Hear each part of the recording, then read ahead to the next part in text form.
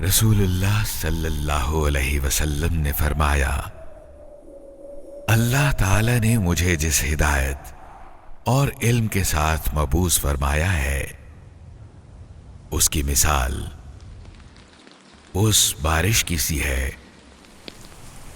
جو زمین پہ برسی۔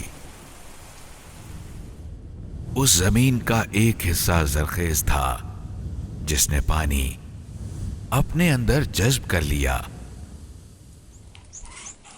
اور گھاس اور بہت سی سبزیاں اگائیں،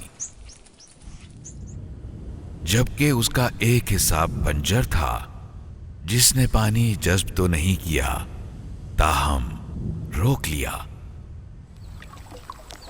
اس پانی سے اللہ تعالی نے لوگوں کو فائدہ پہنچایا، لوگوں نے اس سے پانی پیا اور پلایا اور کھیتوں کو سیراب کیا۔ وہ بارش زمین کے ایک اور حصے پر بھی برسی جو چٹیل میدان تھا، نہ پانی روکتا تھا اور نہ گھاس اگاتا تھا۔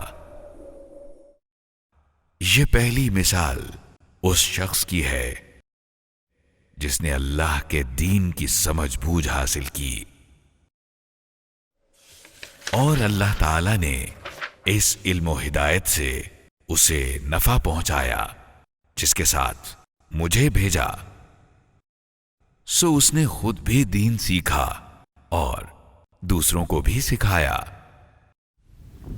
اور یہ دوسری مثال اس شخص کی ہے جس نے اس علم و ہدایت الہی کی طرف اپنا سر بھی نہیں اٹھایا اور نہ ہی ہدایت الہی کو قبول کیا جس کے ساتھ مجھے بھیجا گیا۔